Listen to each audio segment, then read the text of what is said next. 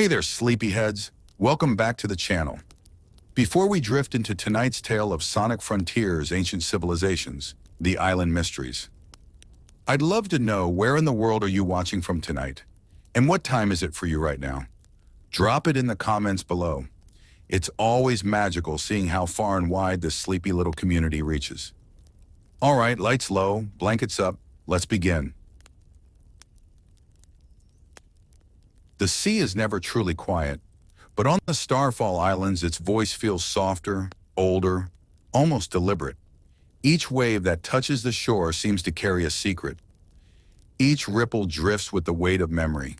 When the tide recedes, it leaves behind patterns on the sand, spirals, circles, faint lines that look less like chance and more like writing, as though the ocean itself is trying to remember.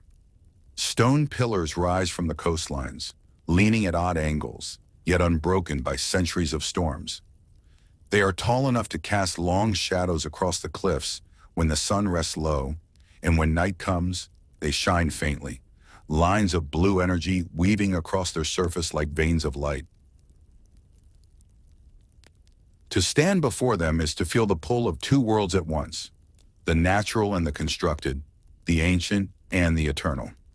Some of the stones are marked with symbols, curves that resemble waves, spirals like galaxies, circles around stars. They are not random. They are fragments of language. Perhaps a warning, perhaps a prayer. The ancients walked here once, shaping earth and sky with both their hands and their science, their faith and their sorrow. The ruins do not answer when questioned, yet they speak all the same, humming gently in the quiet air. The first explorers of these islands often believed the ruins were alive. Not alive in the way of beasts or trees, but alive in the way a dream continues even after waking. The towers hum when the wind flows through their openings. Bridges glow softly under moonlight, as though recalling footsteps that no longer fall upon them. Even the ground feels strange, smooth in places where it should be jagged, carved where it should be plain, as if the land itself has been rewritten to remember a civilization that is no longer here. The ancients, we are told, were wanderers from the stars. Their homeworld had crumbled, scattered into fragments, those fragments becoming the Chaos Emeralds. The emeralds were not only treasures to them, they were family, heritage, even fragments of their own souls. When the ancients built, they built in circles around them, temples aligned to emerald shrines, cities aligned to the rising of starlight. To live near an emerald was not simply power, but closeness to their origins. And yet, standing on these shores, one feels both awe and sorrow. The people who once filled these structures with laughter, prayer, and learning, they are gone. Their voices only echo faintly through the technology they left behind. Their ruins are not like tombs. They are more like letters sealed in envelopes, waiting for someone to read them. When the moon climbs high over the islands, the silence feels heavy, almost tender. You may hear, or think you hear, the faintest songs carried by the wind. Low notes repeating as if sung by a choir long departed. Some say it is only the sea echoing through cavern walls. Others say it is the ancients themselves, still lingering, still whispering, still unwilling to let their memory fade. The culture of the ancients is not described in books. It is carved in their architecture, left in the holograms that flicker between ruins, and told by the way nature and machine are woven together here. Unlike human civilizations, they did not cut the world apart to shape it.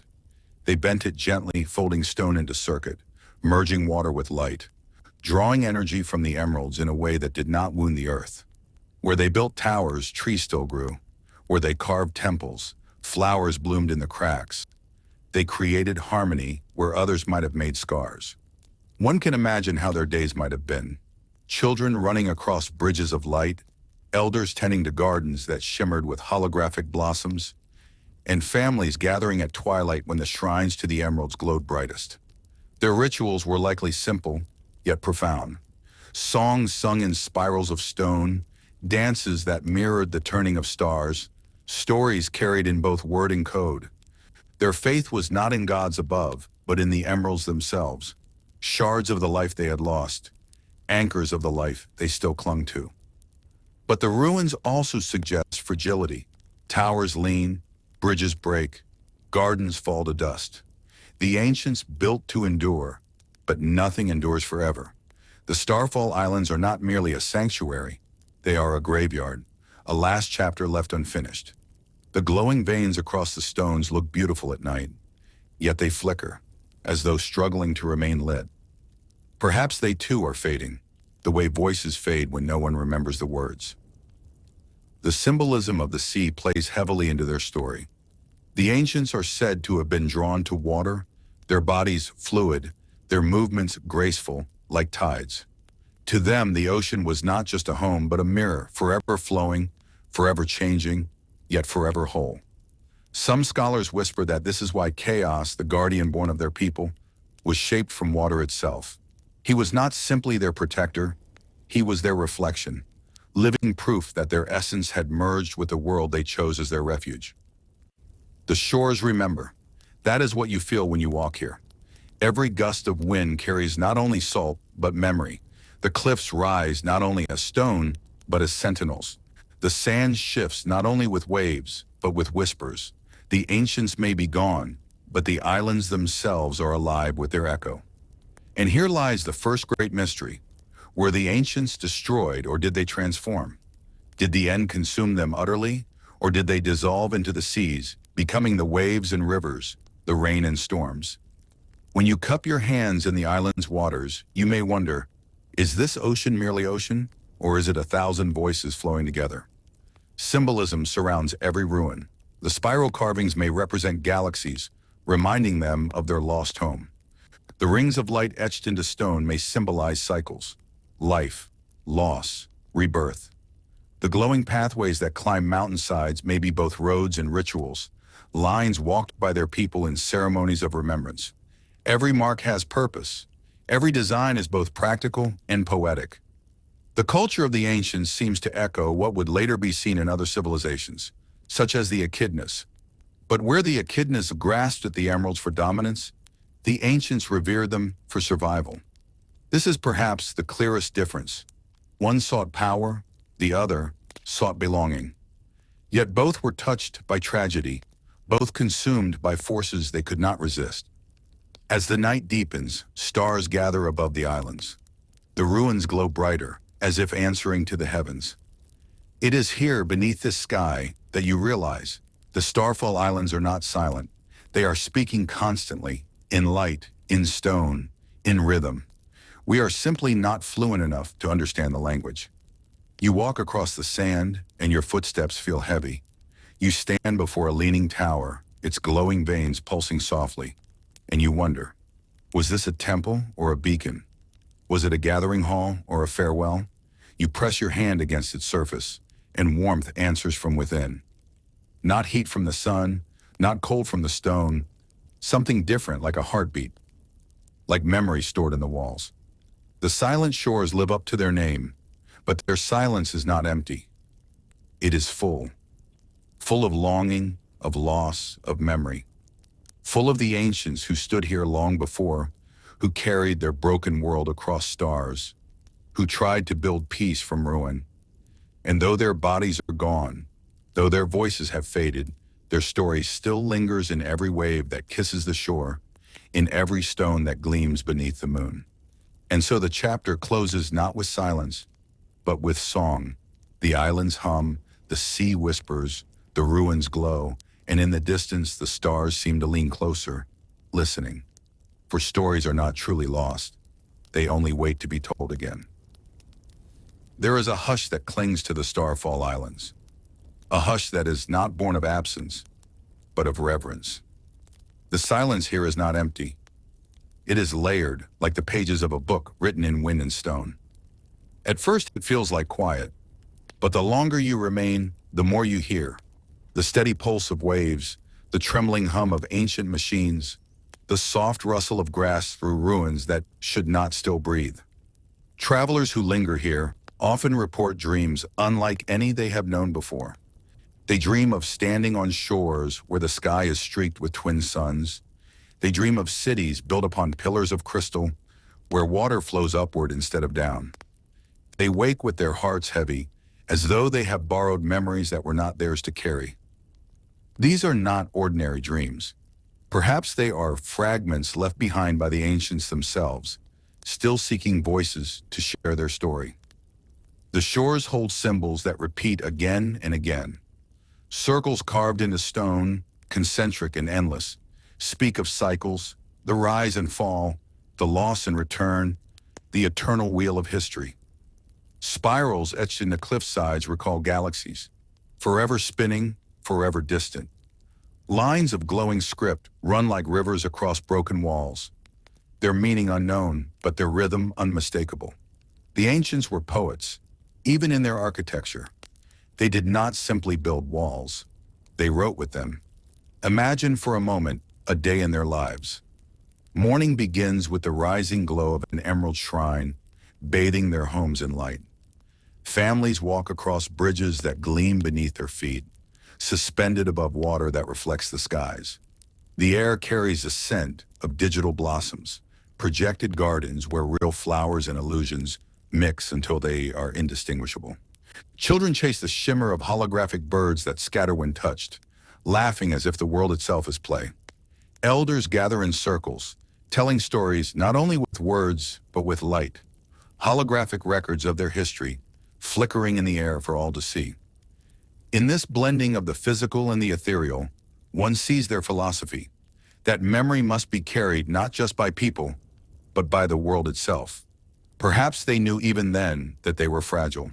Perhaps they understood that survival was not guaranteed, and so they wove their stories into everything they touched: stone, song, light, water, ensuring that even if they were gone, the islands would remember. The culture of the ancients thrived in harmony with rhythm, not only the rhythm of nature, but the rhythm of cycles, of patterns repeated across time.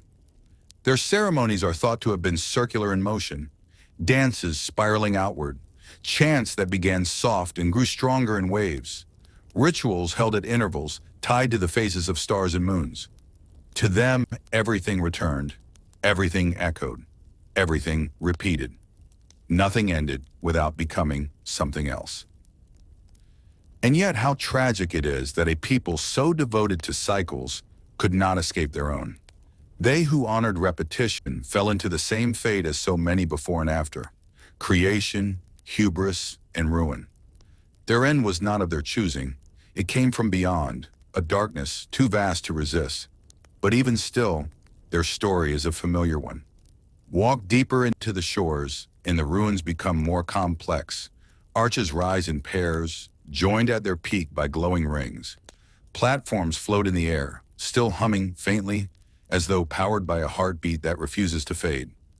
Some structures reach toward the heavens, almost like fingers stretching upward, pleading, or perhaps praying. The ancients were not passive. They fought for survival with every tool they possessed. These towers and platforms were weapons, defenses, shields raised against a cosmic night that devoured stars. And yet they stand broken, reminders that even brilliance has limits. But not all is tragedy. The very survival of their ruins is a triumph. Their memory persists. Their story still flows. In a way, they achieved immortality, not in body but in resonance. They are not here to speak, but the islands speak for them.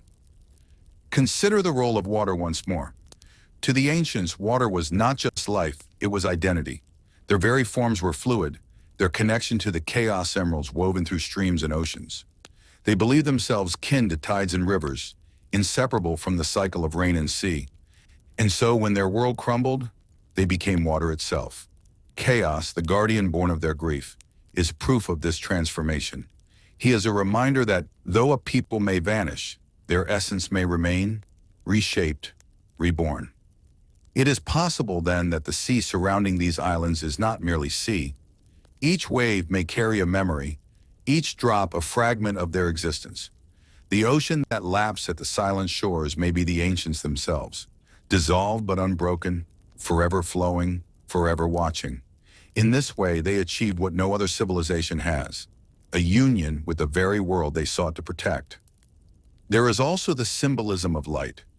Notice how their ruins glow not only in daylight, but more strongly in the dark.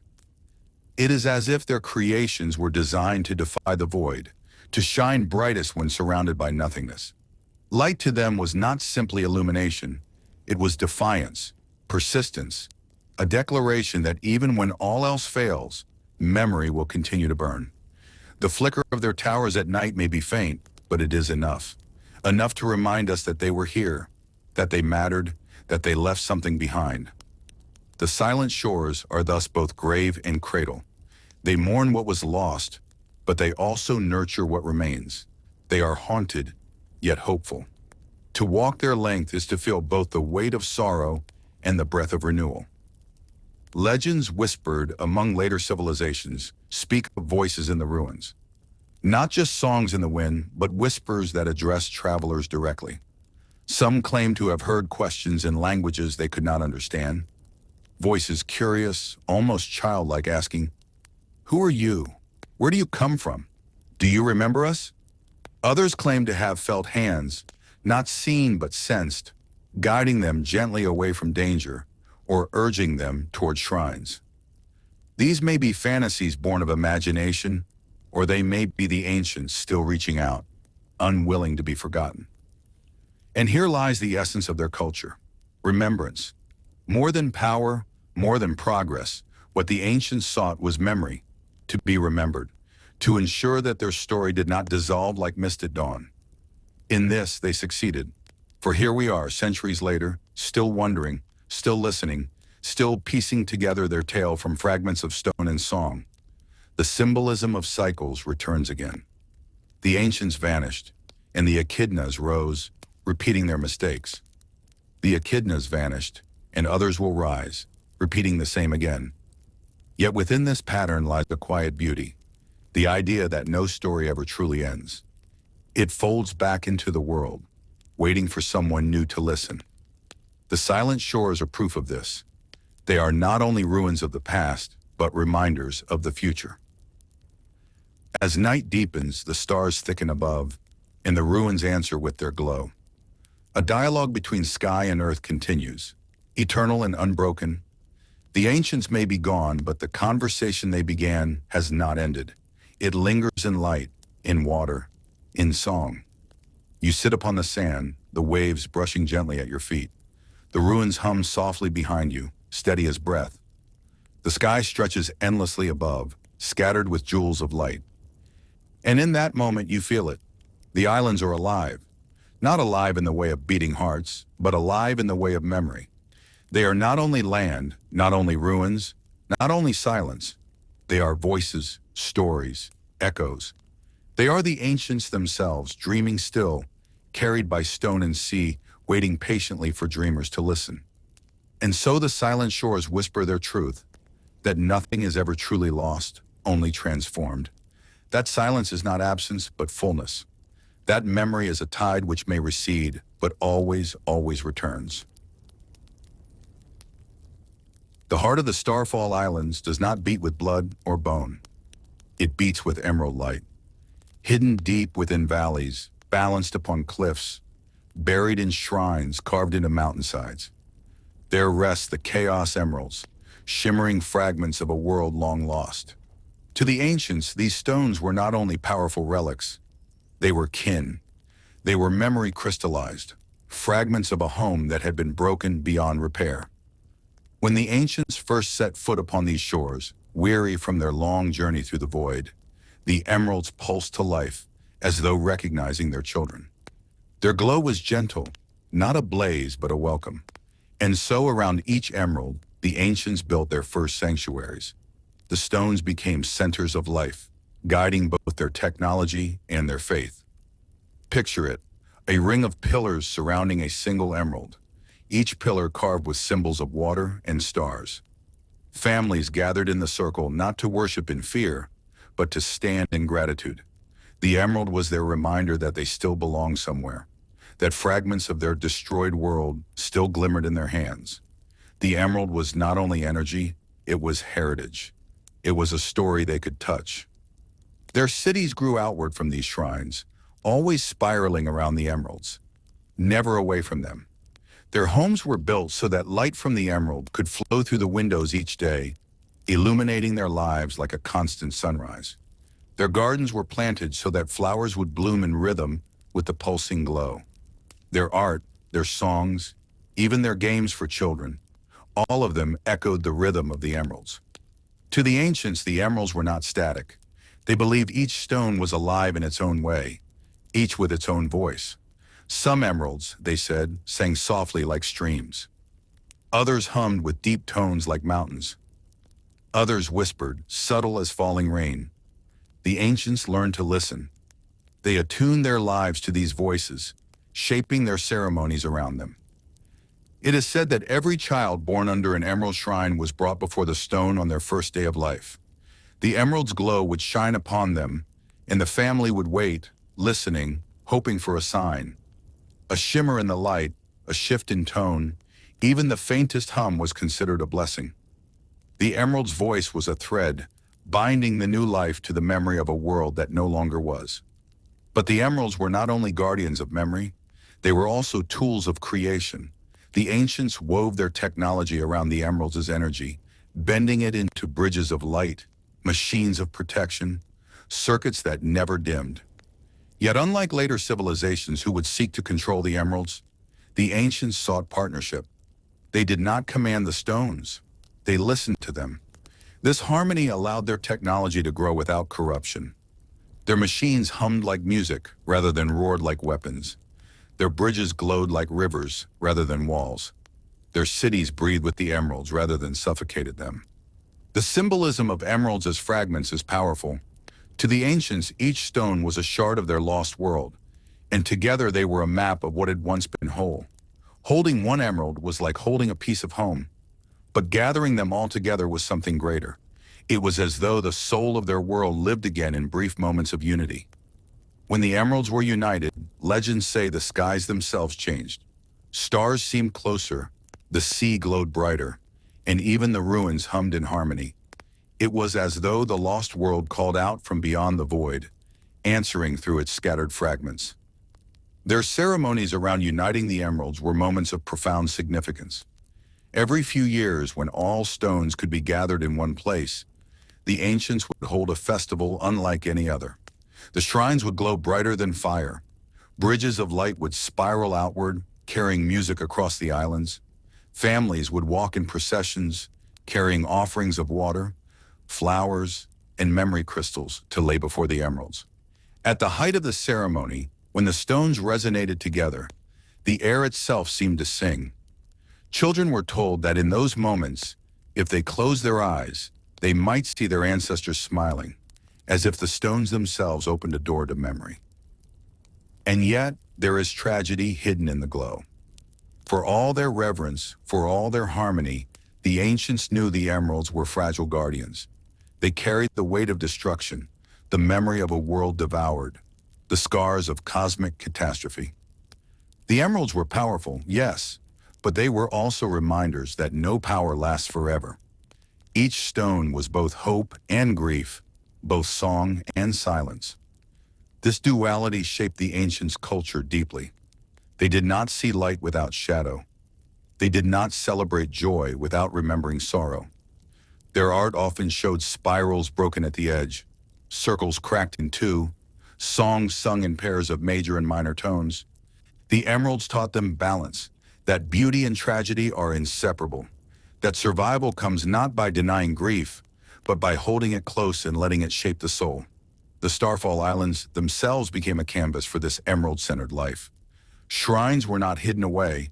They were placed openly upon cliffs, at the center of valleys, in the midst of gardens. To walk across the islands was to walk through a constellation of emerald sanctuaries, each glowing faintly at dusk, each pulsing like a heartbeat across the land. But imagine how the ancients must have felt when they realized these fragments were not infinite, that the emeralds could be lost, stolen, scattered, that their hope could be shattered again, just as their homeworld had been. The fear of losing the emeralds was constant, and so they built guardians, stone constructs powered by the very energy of the stones, machines that would stand eternal watch over the shrines. These guardians were not only protectors, but symbols. They reminded the people that hope must be defended, that memory must be guarded, that even fragments could be treasures worth sacrifice. Scholars who study the ruins say the guardians themselves carry symbolism. Some are shaped like towering beasts, their size immense, their presence overwhelming. These may have represented the dangers that lurk beyond the islands, the reminder that the world was vast and perilous. Others resemble simpler forms, small constructs that patrol quietly, their shapes gentle. These may have represented the people themselves, humble yet vigilant, always watching over the stones that define them. And yet, despite their guardians, the emeralds could not protect the ancients forever. Their story is one of cycles, rise and fall, light and shadow. The emeralds gave them strength, but strength was not enough. Still, the memory of their reverence lingers. Even now, when the emeralds are found across the world, their power attracts those who seek it. Some pursue domination, others seek balance. But few remember the way of the ancients, the way of listening, of harmony, of reverence. To the ancients, the emeralds were not prizes, they were family. Stand before one of the shrines today, and you may feel it. The air around the emeralds is different, thicker, almost alive. The glow is not merely light, but presence. It seeps into the stones around it, into the soil, into the water. Even when the emeralds are gone, the shrines remain alive, as though the memory of the stones is enough to sustain them. The ruins whisper that once, long ago, a people lived not only near the emeralds, but with them, as kin, as companions. And in that whisper lies the question, did the emeralds choose the ancients, or did the ancients choose the emeralds? Were they drawn together by fate, or was it necessity? Perhaps both. Perhaps that is the mystery that keeps their story alive. The knowledge that fragments of a world and fragments of a people became one, and though both were broken, together they built something beautiful. The ancients' devotion to the emeralds was not only practical, but also deeply symbolic. To them, each emerald carried within it a story of creation, an echo of their lost home, and a promise that even amidst chaos, beauty could endure. When they gathered around the stones, their ceremonies were not loud, nor filled with frenzy. Instead, they resembled a kind of meditation. Silent, synchronized breathing, hearts steady, as if to align themselves with the subtle rhythms of the gems. And when the gems answered, it was not with words, but with color. Imagine, if you will, standing in the stillness of a temple chamber. The air hums softly, as though every grain of stone remembers the sound of the stars. Then, one by one, the emeralds flare. The green one glows like fresh leaves kissed by sunlight. The blue shines with the deep serenity of oceans unbroken by waves. The yellow pulses like warmth from a distant sun. Red, violet, cyan, and white, each emerald sings a silent verse, together forming a hymn of light. The ancients believed that the emeralds were not inert objects but companions, witnesses to their journey across the void. They whispered legends that these stones were once fragments of their original sun, a star whose death had driven them from their birthplace. To hold an emerald, then, was to hold a piece of home, a shard of warmth from a world lost but not forgotten. Tishimon. The builders of the Starfall Islands wove this symbolism into everything. Towers were not simply erected to touch the sky. They were shaped like outstretched arms, yearning toward the heavens, mimicking the emerald's radiant lines. Bridges across valleys curved like arcs of energy, as though drawing constellations upon the earth. Even their gardens were planted in spirals and lattices, reflecting the geometry they saw within the emerald's glow. To sleep in those gardens was to sleep beneath constellations both above and below. The ancients aligned their cities with the night sky so precisely that each ruin still hums with a cosmic rhythm. Perhaps that is why, even now, travelers speak of a strange calm that settles over them upon entering the ruins.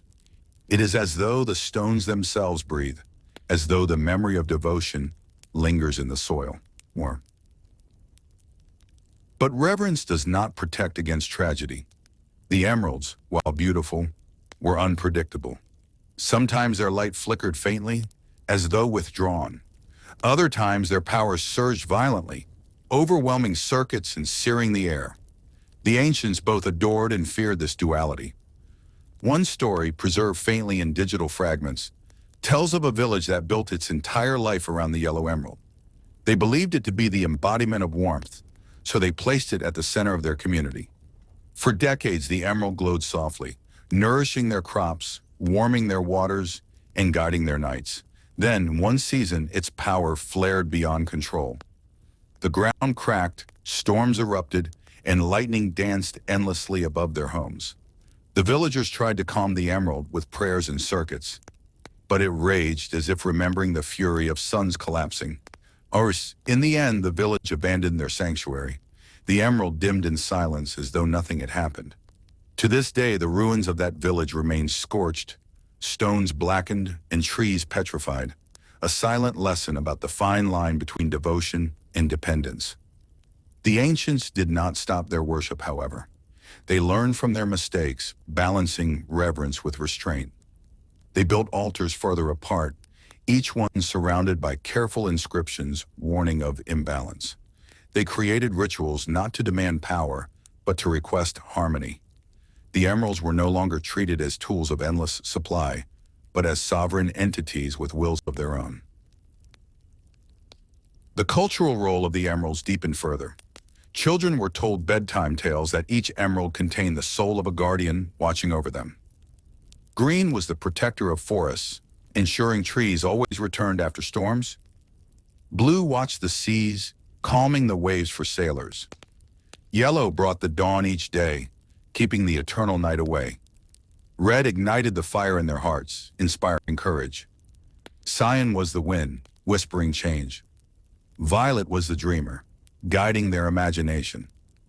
In the white emerald, that was the mystery, the unspoken, the unknown, the reminder that not all truths were meant to be uncovered. These stories were not idle distractions. They were a way to frame the chaos of existence in symbols children could carry with them into adulthood. Through myth, the ancients taught reverence, responsibility, and humility. They reminded each generation that they were not the masters of the emeralds, but guests within their presence. In time, however, something shifted. The emeralds, once seen as sacred companions, began to be studied with increasing precision. Circuits were woven around their altars, energy harvested for machines that hummed day and night. The ancients, brilliant and curious, could not resist probing deeper into the mysteries that pulsed within those crystalline veins. And who could blame them? Imagine standing before a gem that hums with infinite potential. To simply admire it would feel almost impossible. You would want to understand it, to unlock its secrets, to see what more it could offer. Curiosity is the heartbeat of progress, but also the whisper of danger. Their technology soared. Vast rings of light rose across the sky, powered by the emeralds. Structures that bent reality, that shaped matter, that bridged distances. These were born in the glow of crystalline power. The islands transformed into a wonderland of progress, a tapestry woven with brilliance. But each invention came with a cost. The emeralds, once symbols of balance, now became instruments of survival. Why survival? Because by then the shadow had already stirred. The end had not yet revealed itself in full, but the ancients felt its pull at the edges of their dreams. Stars were vanishing. Darkness was thickening. The emeralds became not only artifacts of faith, but weapons of necessity. So temples became fortresses. Gardens became engines. Altars became batteries. The ancients, who once whispered to the emeralds in gentle harmony, now drew on their strength with desperate urgency. The emeralds responded, but not always in kindness. Each surge of power seemed to awaken something within them. Echoes of emotions, flickers of will. Some believed the emeralds were beginning to resent their role as weapons. Others believed they were simply reflecting the desperation of their keepers. Whatever the truth, the relationship between the ancients and their sacred stones was forever altered. Still, amidst the fear and urgency, the ancients never fully abandoned reverence. Even their war machines were etched with symbols of respect. Their strongest guardians, those massive constructs of stone and light, were built not merely as tools, but as sacred vessels.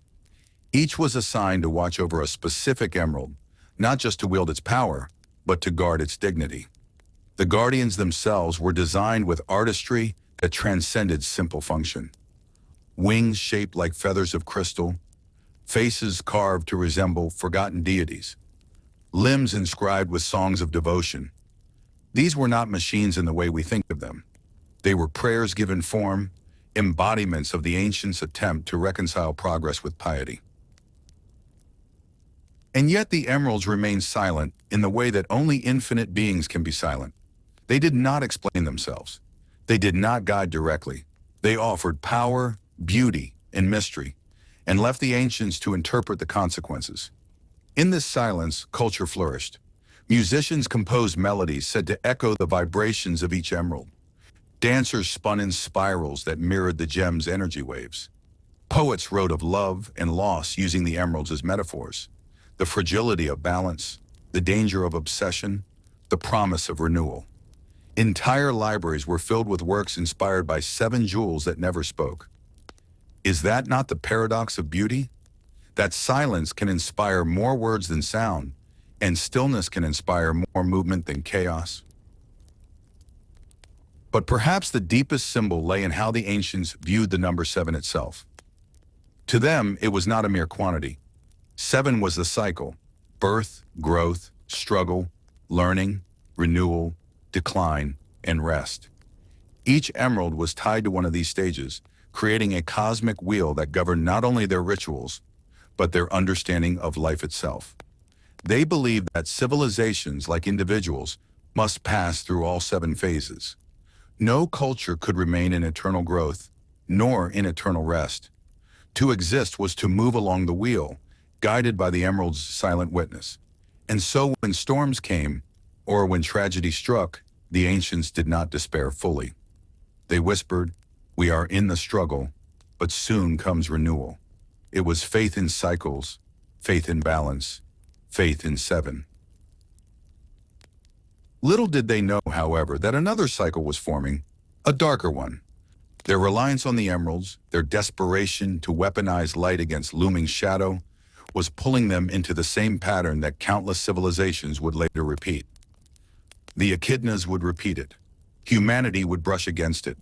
And even heroes like Sonic would one day dance along the fragile line between reverence and reliance, between hope and hubris. The emeralds endured, as they always do, silent, shining, watching. The ancients, meanwhile, walked ever closer to their fate. That was the truth of the emerald fragments, not only jewels of power, but mirrors of civilization itself. To study them was to study the soul. To worship them was to worship one's own reflection. And as the ancients stared too deeply into that reflection, they began to glimpse the shadow waiting patiently behind it. The shadow that had no name until they gave it one. The night sky was never silent to the ancients. They had crossed the void themselves, guided by stars, comforted by constellations. To them, each pinprick of light above was not only beauty, but memory. They read the heavens like a map, seeing not random scatterings, but deliberate arrangements, messages from the cosmos, perhaps from their ancestors, perhaps from the emeralds themselves. But then, slowly, the map began to change. At first, it was subtle. One star would dim, then vanish. A small gap in the pattern, easily dismissed as a trick of vision. Then another, and another. Constellations they had charted for centuries began to fracture, their familiar forms unraveling. The ancients looked upward with worry, whispering in their temples, "The sky is being eaten." The stories say that children were the first to notice. Their lullabies, which once sang of 7 jewels under 7 stars, now stumbled. "Where is the 8th star?" they asked their elders. "Why does the song no longer fit?" Parents reassured them with soft words, but in their hearts they felt unease. The heavens were their compass, their promise of order. For the stars to vanish was more than loss, it was desecration. Something vast and unseen was erasing the universe, one light at a time. The ancients gave this absence many names at first: the devourer, the void between, the hollow. But eventually they would call it only one thing: the end. The end did not fall upon the Starfall Islands like a meteor or storm. No, it arrived with silence, a silence so deep it felt unnatural. Animals froze. The waves stilled. Even the wind seemed reluctant to move.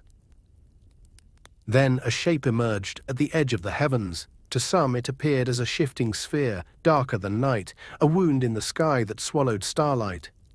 To others it was a serpent of shadow, coiling endlessly across the firmament. And some claimed they saw nothing at all, only a profound emptiness that unsettled the soul. How does one describe something older than galaxies? How does one capture in words the presence of inevitability? The ancients struggled to put form to what they beheld. Perhaps that is why their records differ, why their depictions in murals and archives take on so many shapes. The end could be anything, because it was everything stripped away. What they agreed upon was this: the end was not merely destruction. It was not fire, nor plague, nor war. Those were temporary, survivable. The end was erasure. Where it passed, nothing remained. No ruins, no echoes, no memory.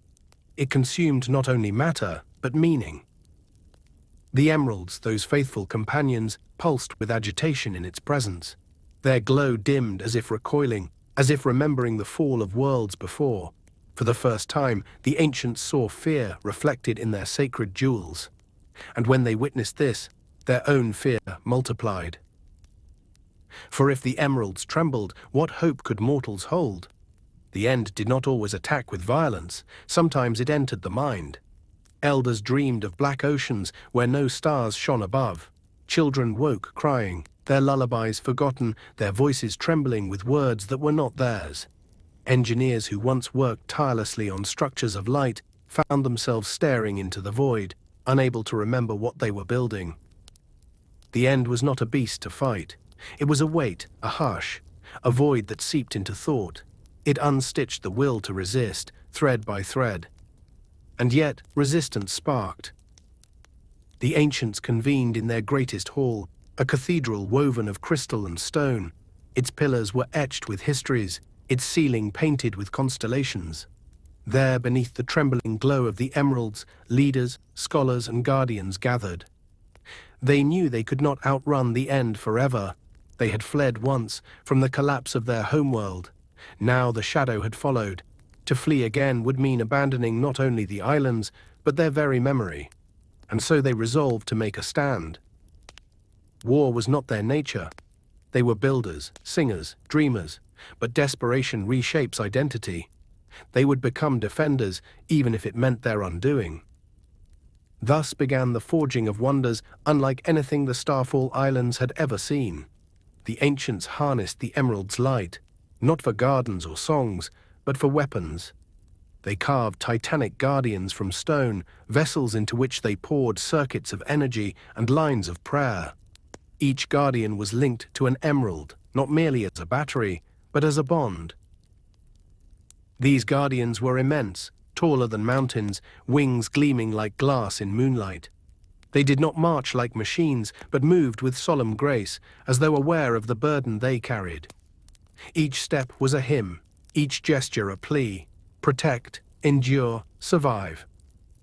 Yet even as they built, whispers grew. Could anything truly stand against the end? It is said that the first clash came not in battle, but in the sky itself.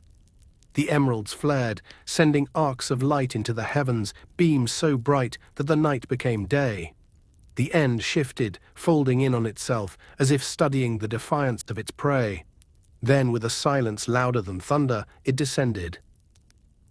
Witnesses described the moment with trembling voices. The horizon warped. The sea rose upward, as though gravity itself faltered. Colors bled from the world, leaving only pale echoes. And then contact, light against void, creation against erasure. The guardians raised their arms, unleashing torrents of radiant energy. The emeralds pulsed, straining against their own limits. The ground shook, mountains split, the very air screamed. For a moment, hope flared. The void recoiled, fragments of its shadow splintering like shattered glass. But hope is fragile. The end reformed effortlessly, swallowing its own wounds, returning whole.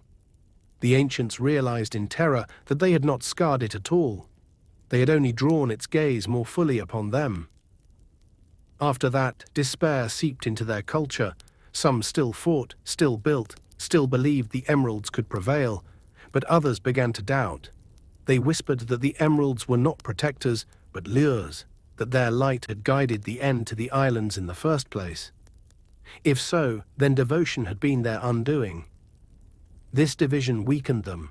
Entire communities split, some abandoning their temples, leaving the emeralds untouched in the hopes that surrender might bring mercy. Others doubled their rituals, believing that only deeper faith could summon a miracle. The once unified civilization fractured, not from conquest, but from fear. Yet even amidst despair, beauty persisted.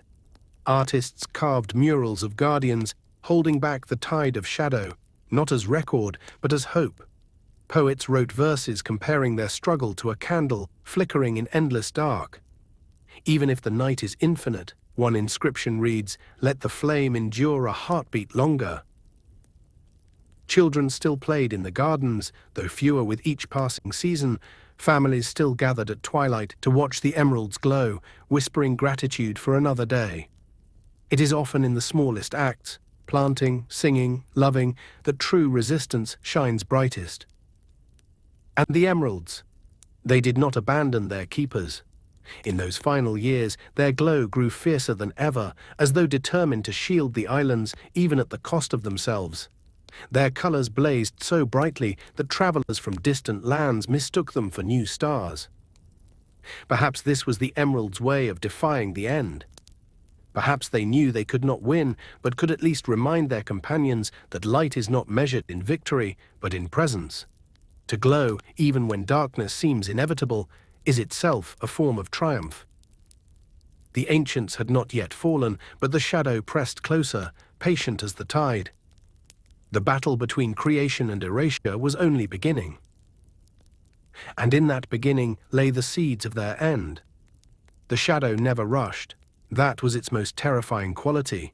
It did not surge like a storm or strike like a predator. It advanced with a patience that mocked urgency, as though time itself bent to its will. The end was eternal. Why should it hurry? It had consumed 1,000 stars before, and it would consume 1,000 more. The ancients understood this, and the realization chilled them. They were not fighting an enemy that wished to conquer. They were resisting inevitability. The great councils that once united their civilization splintered. Each island debated its path. Some sought to build stronger guardians, ever larger and more complex, pouring the emerald's light into titanic weapons that scraped the sky. Others urged retreat, arguing they should scatter into the cosmos once more, abandoning the Starfall Islands before they too fell. And there were those who surrendered entirely, declaring that resistance was arrogance. These quiet voices urged their people to accept the end as a natural conclusion. To them, defiance was folly, and peace lay in surrender. But surrender is not simple when you have children whose eyes shine with expectation, when you have gardens still green, and when the sea still breathes with rhythm. To lay down arms is to betray the promise of tomorrow. So most chose to fight. The guardians, those monumental beings of stone and light, were deployed in waves. Entire valleys became battlegrounds. The end would stretch downward like a veil of shadow, and the guardians would rise, their circuits blazing with emerald fire. The clashes were cataclysmic. Seas boiled from the heat of energy beams. Mountains cracked open, spilling rivers of fire. The sky itself rippled, torn between light and void, and always the silence of the end loomed. No roar, no strike, only the quiet erasure of everything it touched. The guardians fought valiantly, but one by one they faltered. The shadow was patient, flowing around their defenses, consuming circuits, dimming their eyes. When a guardian fell, it did not shatter like mere stone. It collapsed slowly, its glow fading like a sunset, as though bowing out of existence with dignity.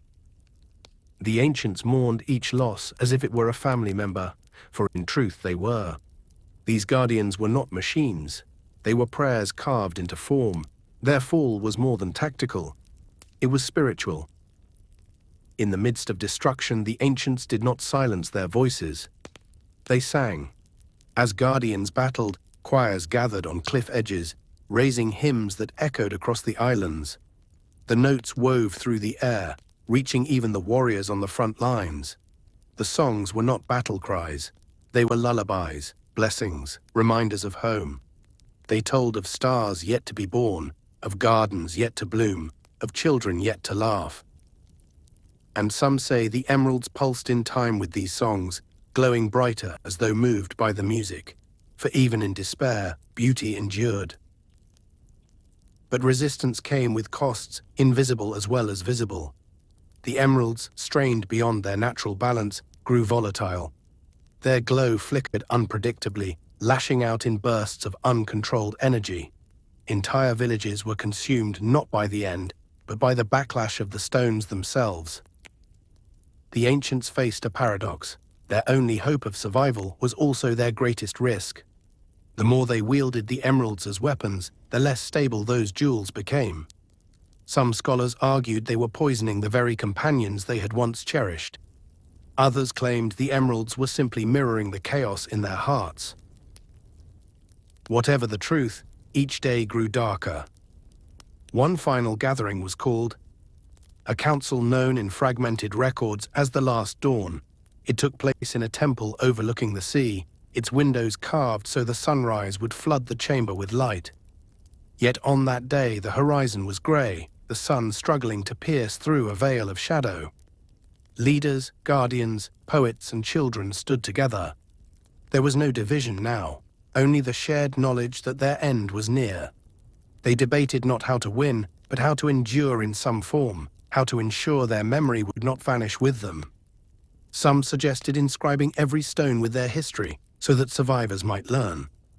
Others turned to the digital realm, encoding their culture into streams of data that might outlast flesh. And a few looked to the emeralds themselves, wondering if their souls could be preserved within those crystals, bound to eternity. It was a moment of profound vulnerability, to admit they could not triumph, to accept that survival might mean transformation rather than victory. That required more courage than battle. But the end did not wait for their plans to be complete. It descended in full, a vast shroud covering the islands. For the first time, even the emeralds dimmed almost to black. The guardians that remained rose one final time, their circuits blazing as though to burn away despair itself. The clash that followed shook the islands so violently that scars remain even now. Cliffs split, rivers diverted, valleys collapsed. The ancients poured everything into the fight. The emeralds blazed with every hue, brighter than suns, until the night sky was drowned in color. For a heartbeat, it seemed as though they might succeed. The end recoiled, its shadow splintering under the sheer brilliance. Light cascaded across the sea, illuminating even the farthest corners of the islands. Hope flared. But hope, as always, was fragile. The shadow reformed, larger, darker, hungrier. It pressed downward with a force that bent reality, crushing the guardians into silence, smothering the flames of resistance. One by one, the lights winked out. The clash ended, not with a roar, but with a whisper. The end remained. The ancients did not. And yet, something lingered. The emeralds, though dimmed, had not been consumed. In their crystalline hearts, fragments of the ancients endured. Memories, emotions, voices, echoes of a people unwilling to vanish completely. They had achieved what they debated in the Last Dawn, survival not of bodies, but of essence. Some of these echoes took form, flowing into the sea, becoming beings of water and will. One of these, chaos, would one day rise again, carrying grief like a tide locked in crystal. Others dissolved into the circuits of the islands, whispering through the ruins, guiding those who wandered among them in ages to come. The ancients were gone, but not erased. They had denied the end its final victory. When the battle ended, the Starfall Islands stood in ruins. Temples cracked, guardians silent, gardens withered. The air itself seemed hushed, as though in mourning. And above, the stars no longer twinkled in their familiar constellations. Whole sections of the sky remained blank, as if painted over by void. But if you walked through the ruins in those days, you might still hear whispers, a fragment of song carried on the wind, a flicker of light in a broken circuit, a shimmer of memory in the emerald glow. The ancients had become part of the islands themselves, part of the story of the world. The end eventually drifted onward, seeking new stars, new worlds. It did not care for ruins or remembrance, but its passing left scars that endured through generations. The Starfall Islands became a place of mystery, where ruins told stories too vast for language, where the emeralds gleamed with both sorrow and hope. Later civilizations would stumble upon them, the echidnas, humans, and eventually the heroes of another age. Each would marvel at the structures, speculate on their builders, and wonder at the power of the emeralds. Few would understand the full truth. But some would feel it. In the hush of the ruins, in the pulse of the emeralds, in the whispers of the sea, they would sense the echo of a people who once dared to defy inevitability. And so the end became more than a cosmic visitor in their story. It became a symbol. To some, it was the reminder that nothing lasts forever, that even stars fade. To others, it was proof that resistance, even when doomed, carries meaning. For though the ancients fell, they left a legacy that endured in stones, in songs, in the emeralds themselves. Perhaps that is the lesson they wished us to hear, that existence is not measured by how long you resist the dark, but by how brightly you glow while you can. The cosmic visitor had come and gone, but the story it wrote upon the islands would ripple through time. Its shadow had ended one civilization, but in doing so, it gave birth to legends that would inspire countless others. The ancients were gone, but their memory lived on, in the emeralds, in the ruins, and in the hearts of dreamers who still listen to the silence of the stars. Night sky over the Starfall Islands shimmered like a woven tapestry, stitched together with threads of stars. The ancients gathered beneath that sky, their eyes lifted upward, their hearts filled with both awe and dread. They had fled so far, across the black oceans of space, guided by the light of the chaos emeralds. Yet even here, on this quiet chain of islands, blessed with gentle winds and green fields, the memory of their lost home followed them like a shadow they could not escape. The islands became their final refuge, not a grand empire stretching across the stars, not a sprawling kingdom with endless cities, but something humbler, an ark. A cradle carved from stone and sea where life could take root again. The ancients, weary from journeys longer than lifetimes, planted themselves in this soil and began to weave a future that would outlive them even if their bodies could not. The first towers rose not as monuments, but as guardians. Their surfaces shimmered with intricate patterns of energy, humming softly as if breathing. At night, they glowed with lines of turquoise light, guiding the people back from the sea or through mist-draped forests. The towers watched always, as though they were eyes fixed on the horizon, vigilant against whatever might come. These were not just machines, they were companions, sentinels that carried the will of the ancients into the bones of the land itself. And among the fields, something stranger bloomed, gardens of digital light where flowers swayed not in response to wind, but to coded rhythms. Each bloom was a memory, a data fragment woven into form, the laughter of a child, the wisdom of a scholar, the notes of a forgotten song. For the ancients, memory was not something to write on paper or whisper into legend. It was something to grow, something to shape and nurture, something to let blossom so that no story would ever be lost to silence. It was in these gardens that children ran, weaving between glowing blossoms, their laughter mingling with the hum of the towers. Elders walked slowly among them, touching each bloom, eyes closing as if hearing voices long departed. This was their legacy, not just survival, but remembrance. They had built a sanctuary of memory, a place where even grief could flower into something beautiful. But beneath this beauty ran an undercurrent of sorrow. The ancients knew well that their sanctuary was not forever. The end still lingered in the cosmos, vast and patient, waiting. Though they had placed oceans and stars between themselves and the void, they knew it could one day reach them. And so their works grew more desperate, more layered with meaning. They carved their history into stone pillars, recorded their songs in crystalline data streams, and shaped guardians from energy and will. Every creation carried the same unspoken truth. If we cannot live forever, our story must. Among these creations was a figure who would carry their grief farther than any of them could imagine: Chaos. Born of their fusion with water, shaped by their will, he was more than protector. He was embodiment. In his form surged the sorrow of an entire people, crystallized in fluid motion. To him they entrusted the memory of their struggle, the weight of their hope, and the promise that one day someone might understand what had been lost. The Chaos Emeralds remained at the center of all things, not idols, but anchors. The ancients placed them within towering altars, rings of stone built to focus their power. Around these altars, they wove rituals, not worship, but reverence.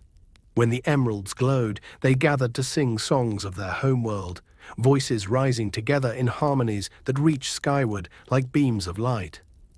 The children watched the emeralds flicker, their reflections shimmering in wide eyes. For them, the stones were not relics of tragedy, but beacons of possibility. Yet hope and sorrow walked side by side. Some nights the elders whispered by firelight, telling stories of the home they would never see again. A world where seas sparkled silver, where skies burned crimson at dusk, where their ancestors danced beneath constellations long since erased. They spoke softly, knowing these memories might one day fade into myth, and then into silence. To the children, these tales were dreams. To the elders, they were farewells. The Starfall Islands themselves seemed to respond to this mixture of hope and despair. Forests grew in strange patterns, as if shaped by unseen hands. Rivers glowed faintly at night, carrying whispers within their currents. The very soil hummed with traces of energy, as though it too had absorbed fragments of the ancient sorrow. The islands were no longer just land. They were memory incarnate, a body of stone and sea carrying the heart of a civilization. And so their final days were spent not in war, but in weaving. Weaving memory into matter, weaving light into stone, weaving themselves into the very fabric of the islands. To walk the Starfall Islands even now is to walk through their story. Each ruin a stanza, each glowing pattern a verse, each tower a refrain. Still, one cannot help but wonder, did they believe they could endure? Did they imagine that their children might thrive, or did they know in their quietest hours that they had only bought themselves time? Perhaps the answer is both. Perhaps the ancients, wise as they were, understood that life is not measured in permanence, but in echoes. And so they built echoes strong enough to last across ages. Chaos stood among them as a reminder of this truth. He was not immortal in the way they had once dreamed, but enduring in a way deeper than flesh. To him their sorrow was eternal, but so too was their love. In him they lived on, not perfectly, not wholly, but enough. When storms swept across the islands, the towers glowed brighter, holding fast against wind and wave. When silence fell across the night, the gardens whispered with the songs of those long gone. Even as the shadow of the end drew nearer, the islands pulsed with life, stubbornly refusing to be forgotten. And thus, the last refuge was not merely a sanctuary of survival, it was a promise that even if the ancients' bodies faded, even if their voices were silenced, their presence would linger in the rhythm of waves, the glow of stones, and the shimmer of emerald light. The Starfall Islands became a monument not of defeat, but of resilience.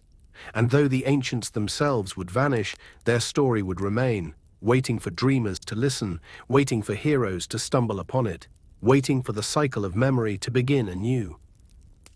There were nights when the ancients stood together on the cliffs, the ocean stretching endlessly before them, waves tumbling against the rocks in a rhythm that seemed to echo their own heartbeats. They watched the horizon with a quiet kind of reverence. To them, the sea was no longer just water. It was a living memory, a mirror of their journey. It was as though the oceans of this world had embraced them, whispering back, "Here you may rest. Here you may weave your story into mine." The elders began to teach the young a new way of living, a way of blending themselves with the very essence of the land. No longer did they see themselves as conquerors of nature or masters of technology. Instead, they became participants in a vast symphony, harmonizing with wind, stone, and light. Their towers did not pierce the sky as symbols of dominance. They bowed with the curve of the horizon, rising like reeds that swayed with the breath of the earth. Their gardens did not smother the ground, but wove into its rhythms, memory flowing like rivers through both root and code. In this fusion, they discovered a strange kind of peace. Perhaps they would not survive the end. Perhaps they would fade, as so many before them had. But the Starfall Islands would remember, and the islands themselves would carry their story in ways no invader could erase. Each generation added new layers to this tapestry of remembrance. Children learned to plant gardens of memory as naturally as their ancestors once tended crops. They placed their laughter into flowers that never wilted, their songs into petals that shimmered softly in the moonlight. Lovers carved their promises into glowing lines upon the stone, so that even centuries later, the faint hum of devotion might still be felt by those who walked the same paths. To live among the ancients in those final days was to live inside a living poem, one where every breath contributed another verse. And yet, for all the peace they wove, sorrow never left them. The end had not vanished. It lingered beyond the horizon, waiting. It was the unspoken shadow behind every ritual, every whispered story, every glowing bloom in the gardens. They could not defeat it, and they knew it. What they could do, however, was endure in ways beyond flesh. They made themselves into echoes, into guardians, into guardianship itself. This was how chaos came to embody not just a protector, but a covenant. Within him flowed water, the element of change, of persistence, of grief and rebirth. He was shaped not only to defend the emeralds, but to carry their legacy when they no longer could. Some said he was the first true fusion of life and emerald power, a being made of memory as much as matter. Others whispered he was a child of the ancients' own sorrow, born when their collective grief reached the point where it could no longer be contained in songs and gardens. To see chaos among them was to see themselves reflected. Fragile, mourning, yet enduring. His form shifted like a dream given shape, neither bound by stone nor sky. The children, unburdened by the weight of destiny, sometimes laughed and ran in his rippling presence, unafraid of his strangeness. To them he was not tragedy, but wonder. Perhaps that is why, when the ancients eventually faded, it was chaos who endured. Because the children had seen him not as the embodiment of an ending, but as the guardian of what little beginnings might still be possible. The emeralds themselves remained the heart of every gathering. Their altars became both sanctuaries and stages, places where the ancients would sing, not to pray for salvation, but to weave memory into light. They did not ask the emeralds for miracles. Instead, they entrusted the emeralds with their songs, their laughter, their pain. The emerald glow was not salvation, it was continuity. One ritual in particular survived longer than any other. At twilight, as the sun melted into the horizon, the ancients would gather in a circle around the emeralds. They would sing, their voices rising in layered harmonies. Each verse was a memory, one voice recalling a field from their lost home, another remembering the color of a long-dead sky, another describing the warmth of holding a child. They wove their lives into song, and as the emeralds pulsed with light, the air itself seemed to shimmer with the weight of countless stories. This was their final act of resistance, not a battle, not a weapon, but a refusal to be forgotten. Even if the end consumed their world, it could not consume what had been woven into the fabric of the emeralds themselves. Yet time wore on, as it always does. The towers that once glowed brightly began to dim, their energy fading as fewer hands tended to them. The digital gardens, though resilient, became fragile as their keepers dwindled. Songs grew quieter, rituals shorter.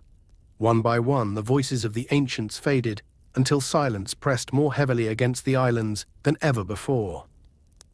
The children of those last days grew up in a world haunted by absence. They wandered gardens filled with voices they could no longer recognize, heard towers hum with songs they no longer understood. To them, the Starfall Islands were both sanctuary and tomb. Some tried to keep the rituals alive, their voices breaking as they sang in empty circles around the emeralds. Others turned inward, retreating into dreams of lives that could never be. And still chaos lingered among them, patient, grieving, enduring. The final fading was not sudden. There was no single day when the ancients vanished all at once.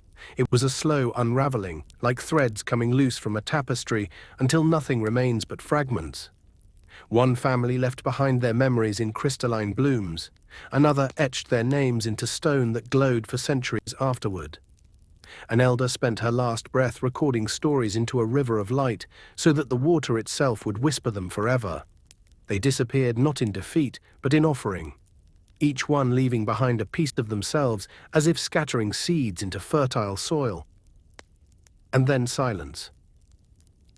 The Starfall Islands stood empty, save for the hum of towers, the shimmer of rivers, and the eternal pulse of the emeralds. But though no voices spoke, no children laughed, and no elders sang, the islands were not dead. They were alive with memory, a monument carved into the very fabric of the world. Every stone carried the fingerprints of the ancients. Every current carried their sorrow. Every emerald carried their hope. Centuries later, when new civilizations stumbled upon these ruins, they would marvel at their beauty, puzzled by their purpose. To the unknowing, they were relics of a forgotten people. But to those who listened closely, they were songs waiting to be heard again.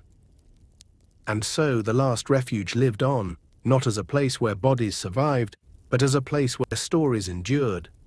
The ancients had not failed. They had woven themselves into the land, into the sea, into the emerald glow. They had become the very rhythm of the Starfall Islands, eternal even in their absence. Chaos remained, his sorrow unending, his form shifting like the tides. He became both guardian and mourner, carrying the grief of his people and the promise they had entrusted to him. For generations he lingered in silence, watching, waiting. And though he could not speak their stories, his presence alone became a living reminder that the ancients were never truly gone. This was their last refuge. Not the towers, not the gardens, not even the emeralds themselves. Their true refuge was memory, woven into everything, waiting for dreamers, for listeners, for those who might one day walk the ruins and feel the heartbeat still echoing beneath the stone. And in the hush of night, when the waves kiss the shore and the stars blink faintly overhead, one might still hear them. A hum in the distance, a whisper in the current, a song lingering at the edge of dreams. The ancients are gone, and yet they are everywhere.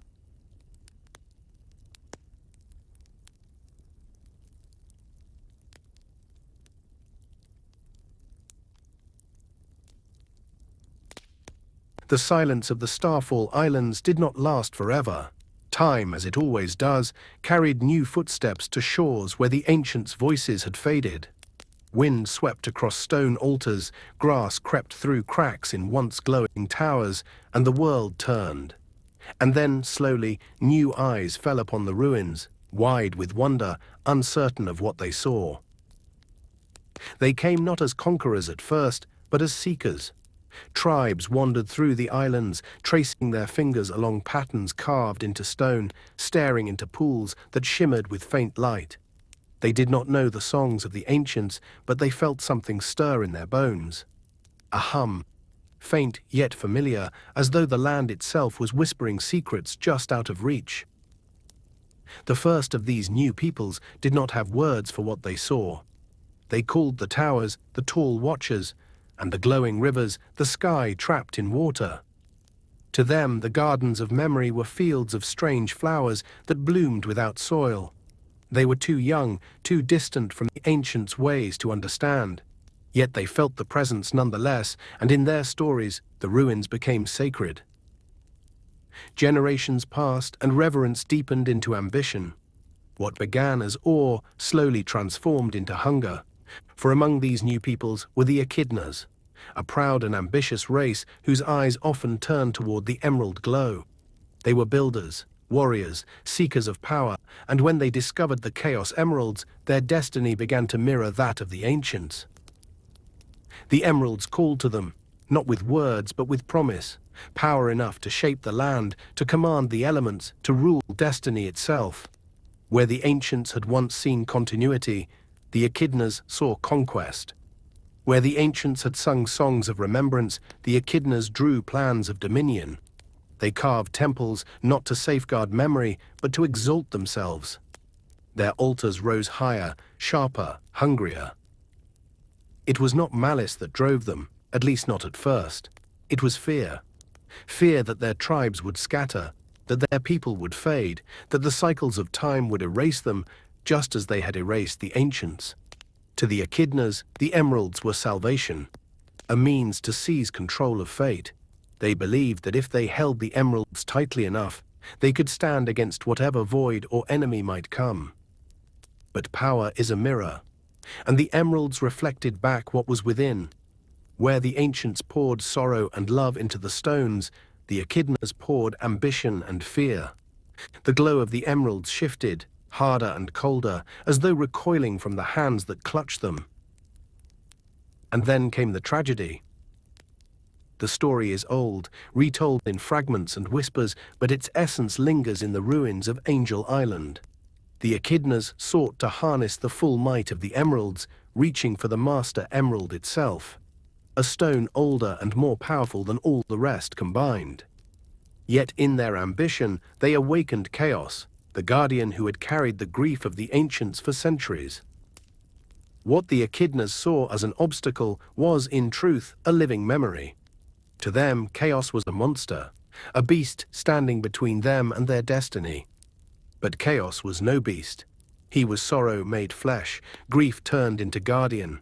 And when the echidnas struck, when they dared to seize the emeralds with violence, chaos's grief turned into rage. The water rose, temples fell, and an entire tribe was swept away in a single night.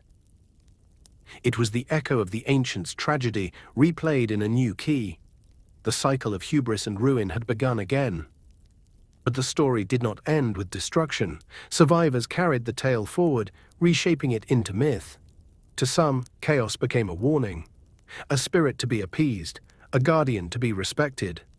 To others, the Master Emerald became an object of worship, its altar transformed into a place of ritual and prayer. What had once been a covenant of remembrance became, over time, a faith, then a superstition, then a legend. The ancients had wanted to be remembered, and they were, but not as they might have wished. Their ruins were misunderstood, their guardian feared, their emeralds coveted. Their story had blurred into shadow, distorted through the lens of those who came after. Yet still, in the distortions, their echoes lived on. This is the way of civilizations. One falls, another rises, each inheriting fragments of the last, reshaping them into something new. Sometimes wisdom is preserved, sometimes only warnings, but always there are echoes. And so the Starfall Islands, though quiet, were never truly abandoned. They became a mirror of history itself, showing each generation the choices of the past. The question was never whether the ruins spoke, but whether anyone would listen. There were moments, brief and fleeting, when listening seemed possible. Travelers spoke of standing among the towers and hearing a hum beneath the earth, like a chorus just beyond the veil. Some claimed to see figures in the corner of their vision, shadows shaped like the ancients, watching silently, waiting. Others described dreams where glowing gardens opened around them, each bloom whispering a name they did not know. Were these visions true remnants of the ancients, or merely the imagination stirred by mystery? Perhaps both. The echidnas, for all their ambition, were not blind to this presence. There were those among them who feared the emeralds, who cautioned against the hunger of power. They told stories of the ancients as warnings, a people who had flown too close to the sun, a people who had dared to touch eternity and paid the price. These stories were drowned out by louder voices, but they survived in whispers, passed down like contraband truths. The cycle repeated, but not perfectly. Each civilization left behind something new. New songs, new scars, new ways of seeing the same stones. The ancients had carved memory into gardens. The echidnas carved it into bloodlines and oaths. And so the ruins carried not just one story, but many layered like sediment in the soil. Even now the Starfall Islands bear these echoes.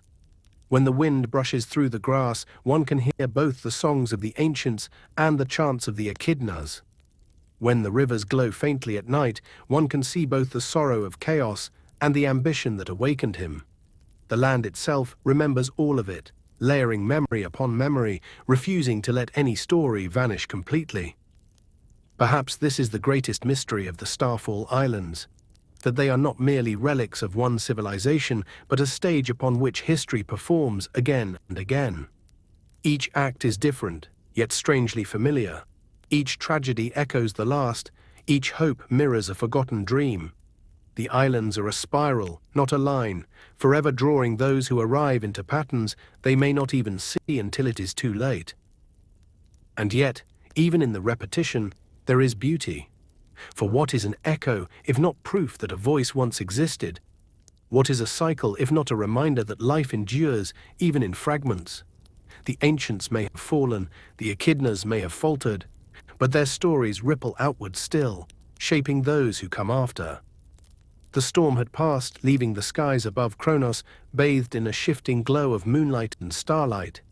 Every blade of grass trembled faintly, jeweled with dew that shimmered like glass, as though the land itself had been freshly reborn. Sonic stood at the edge of the silent plateau, listening, not just with his ears, but with every fiber of his being. For the islands themselves spoke in silence, their voices woven into the soil, the stones, and the ruins left behind. And then he saw them. Not creatures of flesh, nor shadows of malice, but guardians. Towering forms sculpted from stone and light, resting within the groves as if asleep, yet never truly gone. They bore the likeness of the ancients, though their features were simplified, idealized. Their eyes remained closed, but faint threads of energy coiled within their frames, humming like a hidden heartbeat. These were not enemies to be fought, but watchers of forgotten vows. Sonic stepped closer, brushing his hand across the cool surface of one guardian's stone hand. He expected only silence, but the moment his fingertips touched the ancient granite, an image bloomed across his mind. A memory, but not his own. The ancients had once walked these very fields, laughing as their children raced the winds, their voices ringing out like bells. They had cultivated gardens that spiraled with sacred geometry, growing fruits that shimmered like polished gems, each containing both nourishment and knowledge. They built their guardians not as weapons, but as caretakers, extensions of their love, watchers meant to protect harmony rather than destroy. But harmony does not last forever. From the stars above came a darkness, an old hunger clothed in endless night. The skies split with fire, and the ancients, bound by their compassion, released their guardians to defend the world. Yet even stone and light could not hold back the tide of oblivion. The guardians fell silent, one by one, their energy drained, their purpose incomplete. The memory faded, leaving Sonic breathless, his chest heavy with the weight of lives extinguished long before his own. The guardian before him still stood, unbroken but dormant, like a candle hidden in endless shadow. "Is this why you've been waiting here all this time?" Sonic whispered. "Not to fight, not to rise again, but to remind." The guardian gave no reply, yet in the silence he understood. Farther down the slope, Sonic found another structure, a sanctuary carved into the cliffside. Its entrance glowed faintly, lined with the same triangular glyphs that marked so many ruins. Unlike others, though, this sanctuary was intact, preserved as if time itself respected it. Within he found mosaics. Each panel depicted the story of the islands, not as fragmented visions, but as complete cycles. One mosaic showed the rise of the ancients, vessels sailing through starlit seas, guided by constellations. Another showed their arrival at these islands, greeted by landscapes as wild and untamed as the cosmos they had left behind. But the most striking mosaic was the one at the center. It depicted the fall. A spiral of darkness descended upon the islands, swallowing everything in its path. The ancients, their forms bathed in luminous aura, stood defiantly, their guardians by their sides. Some reached upward, as though pleading with the stars for aid.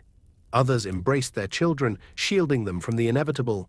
And at the very heart of the spiral lay a symbol Sonic had seen before, the same sigil etched upon the Chaos Emeralds, the power source that had outlived its creators. He reached out to touch the mosaic, his palm tracing the spiral of darkness. It was almost as though the stone pulsed beneath his fingers, a faint rhythm like a heartbeat. The islands were not just ruins, they were memorials. Stepping deeper into the sanctuary, Sonic discovered something even stranger. Symbols carved in languages older than he had ever seen, but intertwined with markings he recognized.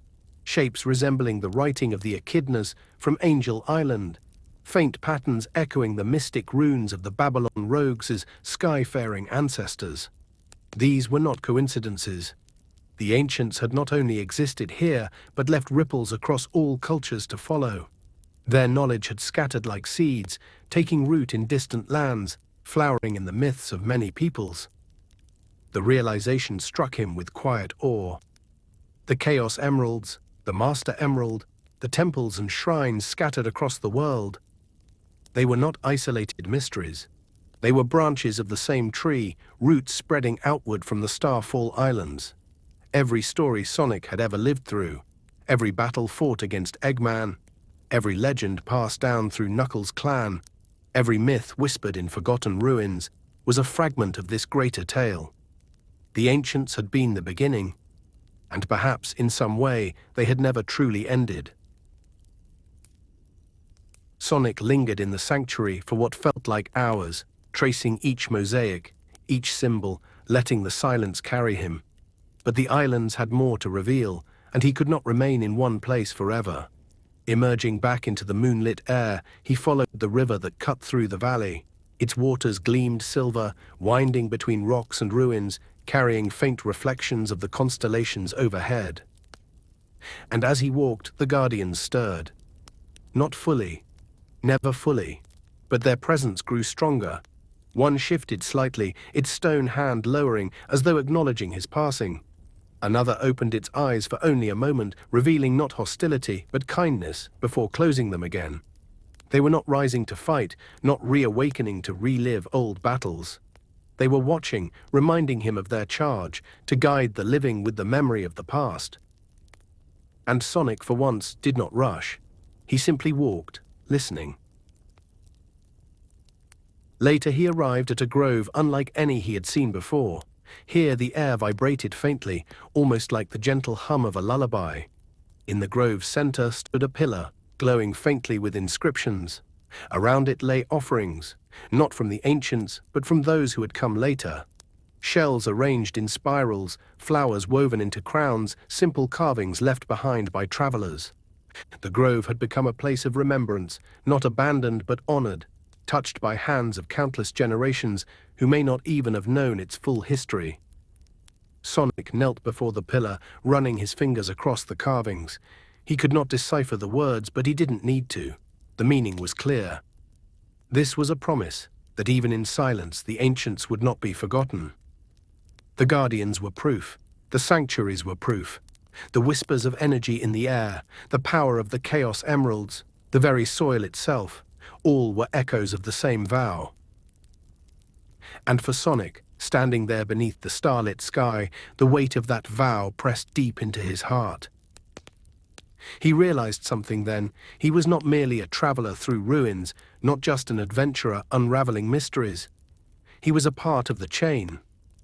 Every step he took, every emerald he wielded, every foe he fought, it was all part of carrying the ancient story forward. The Guardians had stood in silence for eons, but Sonic's footsteps had given that silence meaning once more. Night deepened, and with it came the whispers of dreams. Sonic lay back in the grove, his head resting against the grass, watching the constellations shift overhead. He thought of the mosaics, the guardians, the sanctuaries, the promises etched into stone. He thought of Tails, Knuckles, and Amy, each bound to their own destinies, each unknowingly tied to the legacy of the ancients. The stars glittered faintly, and for just a moment he could swear they arranged themselves into patterns he had seen within the sanctuaries. The constellations were not random. They were maps, left behind by those who had once sailed among them. Sonic closed his eyes. And in that moment he dreamed, not of battles or chaos, but of gardens filled with laughter, guardians walking beside children, skies filled with sails that shimmered like wings. He dreamed of harmony restored, of silence not as loss, but as peace. The guardians stood watch, their stone faces unchanging, yet their presence warm and steady. They did not need to speak. Their silence was enough. Thus ended the 5th chapter of the tale. The Guardians remained in their endless vigil, their story carried forward not by words, but by those willing to listen. And Sonic, ever the wanderer, became their witness.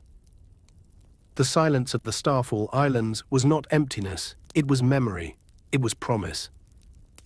It was the heartbeat of a civilization that refused to be forgotten.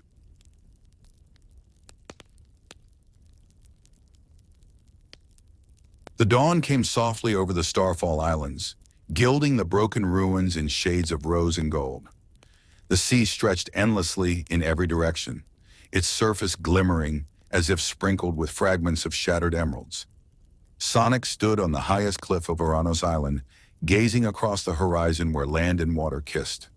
The air was crisp, brimming with the scent of salt and blossoms, and in that stillness he felt the echo of everything he had uncovered. The guardians, the sanctuaries, the mosaics, the vows carved into stone. Yet something deeper stirred. It wasn't just memory anymore. It was a song.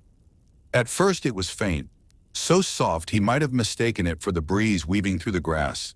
But as he closed his eyes, Sonic heard it more clearly. A melody woven from tones beyond mortal voices, layered with the hum of the Chaos Emeralds and the pulse of the earth itself. It rose and fell like the tide, carrying sorrow and hope in equal measure. This was no ordinary song. It was the voice of the ancients.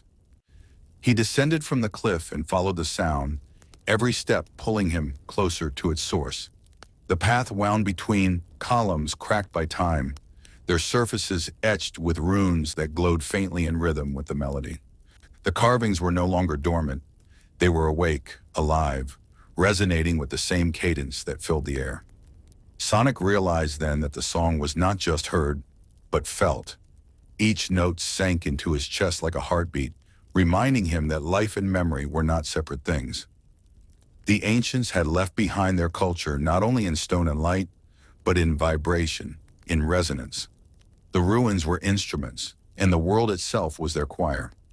As he approached the heart of the island, the sound deepened. There lay a great amphitheater, carved into the stone like a cradle for the stars. Its steps spiraled downward, lined with statues of the ancients holding instruments long silent. Harps of crystal, flutes shaped like wings, drums that resembled constellations. At the center stood a massive obelisk, its surface polished until it reflected both the rising sun and the fading moon, uniting night and day. The song swelled here, rising like waves upon waves, as though every fragment of memory had converged in this sacred place. Sonic walked to the center of the amphitheater, and as he did, the ground beneath him shimmered. A vision awakened. He saw the ancients gathered in this very amphitheater long ago, not in despair, but in unity. Families, artisans, warriors, and children all stood together, their voices raised in a single song. The melody wove across the land, seeping into the stones, the rivers, the air. It was not meant to summon power or bend fate. It was their farewell. The darkness that consumed them could not be stopped, but they refused to vanish into silence. So they wove their essence into music, into vibration, into the very fabric of the islands. They entrusted their story not to fragile words or brittle scrolls, but to resonance, knowing that one day someone would listen. And now Sonic was listening. The vision shifted. The amphitheater glowed brighter, each statue trembling with light. One by one, the guardians Sonic had encountered across the islands appeared in the vision, standing around the circle. But this time they were not stone. They were radiant beings of energy, their forms fluid, their eyes luminous. They were the last singers of the eternal song. Their voices joined the melody, and though Sonic could not understand the language, he felt the meaning. It was not about endings. It was about continuity. The ancients were telling him, and all who might come after, that their story was not bound to a single age. It would ripple outward, influencing countless cultures, inspiring countless legends, until memory itself became eternal. For in every chaos emerald that shone, in every shrine that endured, in every guardian that still kept vigil, the song lived on. Sonic knelt at the center of the amphitheater, overwhelmed. He had run across worlds, faced countless threats, but never had he felt something so universal. The ancients weren't strangers from a distant past. They were connected to everything. Knuckles' lineage, Tikal's memories, the Master Emerald's guardianship, the myths whispered by civilizations who had never known their name. And now Sonic realized he too was part of that chain. The song did not end with them. It flowed into him, into the way he defended his friends, the way he faced the impossible without hesitation, the way he carried the Emerald's power not as a weapon, but as a trust. He had been chosen not by fate, but by resonance, by the simple fact that he listened, when so many others only sought to control. The amphitheater pulsed with brighter light, and the obelisk before him shifted, revealing a final mosaic. This mosaic was unlike the others. It did not show destruction, or battles, or pleas to the stars. Instead, it depicted a circle of light surrounding the islands. Within the circle, the ancients' forms faded into waves of energy, their bodies dissolving into streams that merged with the emeralds, the earth, and the sky. It was not death, it was transcendence. The ancients had not vanished. They had become the islands, the guardians, the very resonance of the world. Their culture lived not in flesh, but in continuity, a presence felt whenever the emeralds shone or the wind carried a forgotten melody. And Sonic, standing before this final revelation, understood that his journey here had not been about uncovering ruins. It had been about hearing the song. The melody rose to its peak, filling the amphitheater until even the air trembled. The statues glowed like stars. The obelisk radiated brilliance, and for one fleeting moment, Sonic felt as though the ancients themselves surrounded him, not as ghosts, not as memories, but as a choir. Their song wrapped around him, lifting him, and he felt warmth unlike anything before. When the vision faded, the amphitheater was silent again. The statues were still, the obelisk dimmed, but the song remained, not in the air but in his heart. Sonic stood slowly, brushing the dust from his gloves. He looked at the horizon where the ocean gleamed like endless glass. The ancients were gone, yes, but they had never truly left. Their culture, their love, their struggles and triumphs, they were written into the universe itself. And now with each step Sonic took, he would carry their song forward. He left the amphitheater with a quiet smile. The wind carried faint echoes of the melody, mingling with the sound of the waves. For the first time since setting foot on the Starfall Islands, Sonic did not feel like an intruder wandering through ruins. He felt like a guest who had been entrusted with a gift. The ancients had sung their final song not for themselves, but for those who would come after, for Tails, Amy, Knuckles, for every generation yet to rise, and perhaps, just perhaps, for him.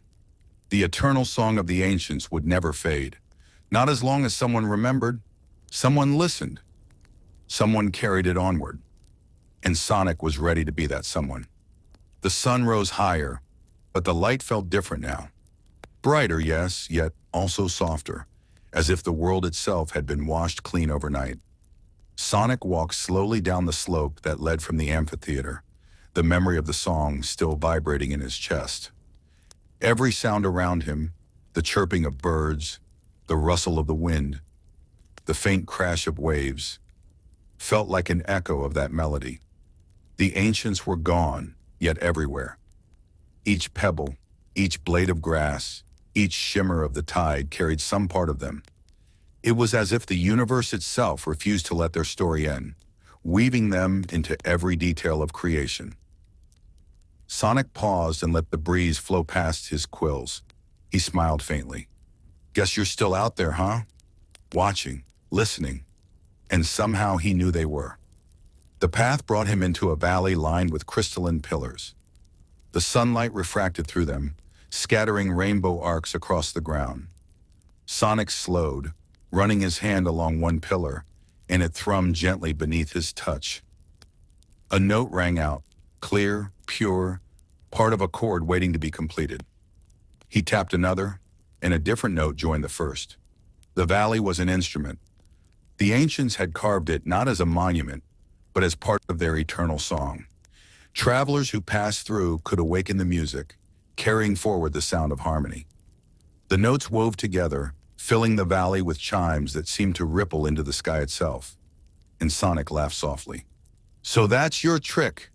You left the whole world as one big song." The realization deepened the more he walked. The rivers were melodies, winding endlessly across the land. The winds were harmonies, rising and falling with the seasons. The stones held rhythm, grounding everything in their steady beat. Life itself was an orchestra, and the ancients had simply chosen to join it forever. Sonic stopped at a ridge overlooking the sea. He crouched down, resting his arms on his knees, letting his eyes wander the endless horizon. He thought of his friends, of Tails with his insatiable curiosity, of Knuckles guarding a legacy he barely understood, of Amy always searching for love and meaning. Each of them, in their own way, was tied to this greater song. Tails' machines, built from scraps and dreams, echoed the ancients' ingenuity. Knuckles' Master Emerald was a direct fragment of their power, passed down through time. Amy's faith in bonds and compassion reflected the very heart of what the ancients stood for. And Sonic? He wasn't a builder, or a guardian, or a seer. He was a runner. His gift was movement, bridging distances, connecting worlds, carrying stories forward faster than the wind. That was his role in the song. Not to preserve the past as stone or scripture, but to live it, embody it, make sure it never stopped flowing. The ancients had sung their farewell. Sonic would make sure the chorus continued. As afternoon settled, Sonic wandered to the edge of a cliff where an enormous ruin loomed, a half-buried temple, cracked by centuries but still magnificent. Its pillars leaned at odd angles, its roof shattered, but in the center stood a pedestal, and on that pedestal, a shard of crystal pulsed faintly with inner light. He approached slowly. The shard vibrated as he drew near, and a vision unfolded, not of the past this time, but of the present. He saw the world beyond the islands, Angel Island floating silently in the sky, far-off mountains where Chaos Emerald shrines lay hidden, the labyrinthine ruins beneath the seas where long-forgotten guardians slumbered. And then he saw himself and his friends, standing, running, fighting, laughing, woven into the same fabric. The ancients' message was clear. Their culture had not ended with silence. It had become a living thread, stitched into every generation that carried the emeralds, into every guardian who stood watch, into every act of courage sparked by their legacy. And now it rested in Sonic's hands, not as a burden, but as a gift. The shard pulsed brighter, and a final image bloomed. Not ruins, not sorrow, but a tree. Its roots dug deep into the Starfall Islands. Its trunk stretched strong, unbroken by time. Its branches spread across oceans and continents, its leaves shimmering like emerald glass. And in its branches sat countless lives, past, present, and future, all singing together in harmony. The tree was not just life. It was memory. It was culture. It was the ancients. Sonic exhaled slowly, the weight of the vision filling him with quiet peace. Guess that's it, huh? You're not gone. You're everywhere. The shard dimmed gently, as though agreeing. Evening descended. The sky turned amber, then violet, then deep indigo. Stars pricked through the fabric of night one by one, until the heavens shimmered with constellations. Sonic lay back in the grass atop the cliff, his hands folded behind his head, eyes fixed on the stars. He traced the constellations, realizing how many matched the patterns carved into the sanctuaries. The ancients had left them, not just on stone walls, but in the skies themselves. They had painted their story across eternity, so that every wanderer who looked up would be reminded of them. The stars were their chorus, the oceans their instruments, the earth their stage. And the silence between, that silence wasn't emptiness at all. It was the pause between notes, the rest that made the music whole. Sonic's eyelids grew heavy, but he fought the pull of sleep just long enough to whisper, "You didn't fall. You became the song." And with that, he let himself drift, the song of the ancients weaving into his dreams. In sleep, Sonic stood again in the amphitheater. The guardians were awake, their eyes glowing like dawn. The ancients gathered once more, not as fragments or fading memories, but whole, radiant, their forms luminous with starlight. They lifted their voices together in the eternal song, filling the air with a melody that wrapped around him like a blanket. He joined them, not with words, but with presence, with rhythm, with the steady pulse of his heartbeat. And the song swelled, becoming something beyond music.